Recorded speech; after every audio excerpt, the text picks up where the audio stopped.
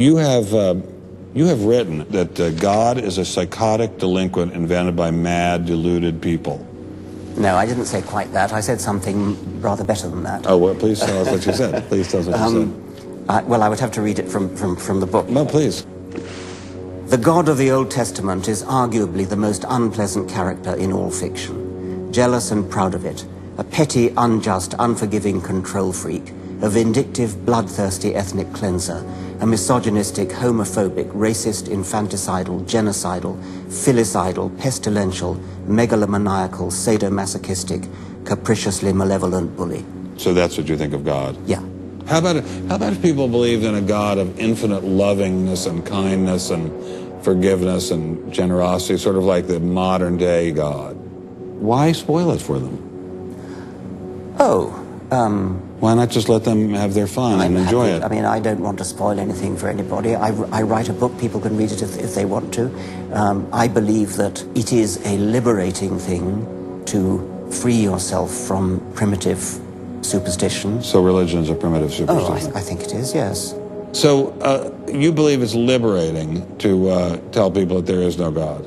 I think a lot of people, when they give up God, feel a great sense of release and freedom. Why do you think that? I mean, what's your scientist, what's your data? I think, well, I've had a lot of letters saying that, and There are 8 billion people in the world, Dr. Dawkins. How many letters have you had? No, I haven't done that. That's quite true. Professor Dawkins seemed so convinced that God doesn't exist that I wondered if he would be willing to put a number on it.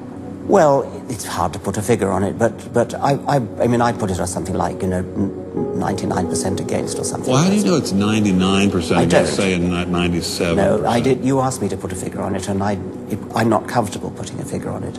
I just think it's very unlikely. What? But you couldn't put a number on it? No, of course not.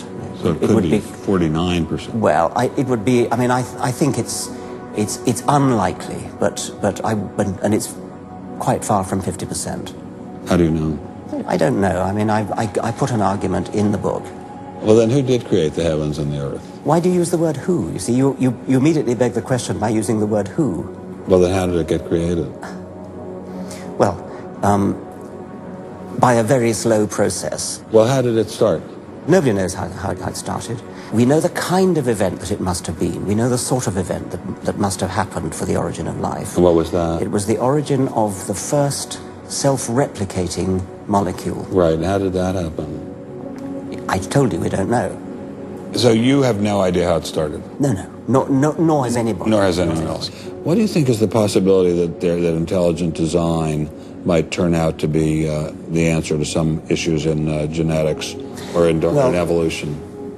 It could come about in the following way. It could be that at some earlier time, somewhere in the universe, a civilization evolved by probably some kind of Darwinian means to a very, very high level of technology and designed a form of life that they seeded onto, perhaps this planet. Now, that is a possibility and an intriguing possibility. And I suppose it's possible that you might find evidence for that if you look at the details of biochemistry, molecular biology. You might find a signature of some sort of designer. Wait a second. Richard Dawkins thought intelligent design might be a legitimate pursuit? And that designer could well be a higher intelligence from elsewhere in the universe. Well, but that higher intelligence would itself have had to have come about by some explicable or ultimately explicable process. It couldn't have just jumped into existence spontaneously. That's the point. So Professor Dawkins was not against intelligent design, just certain types of designers, such as God. So the Hebrew God, the God of the Old Testament, he doesn't exist in your view?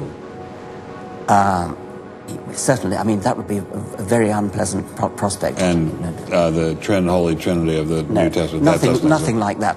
Do you believe in any of the Hindu gods? Like Vishnu? How can you ask such a question? You don't, How could I? I mean, why would I, given that I don't believe in any others? You don't believe in the Muslim God? No. I mean, why do you even need to ask? Well, I just wanted to be sure. So you don't believe in any God anywhere?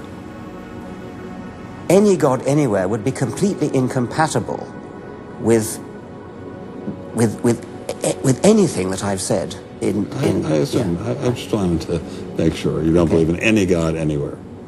No. What if after you died you ran into God? He said, "What have you been doing, Richard? I mean, what have you been doing? I've been trying to be nice to you. Yeah. I gave you a multi-million-dollar paycheck over and over again with your book, and look what you did." Bertrand Russell had that point put to him, and he said something like, "Sir, why did you take such pains to hide yourself?" But if the intelligent design people are right, God isn't hidden. We may even be able to encounter God through science, if we have the freedom to go there.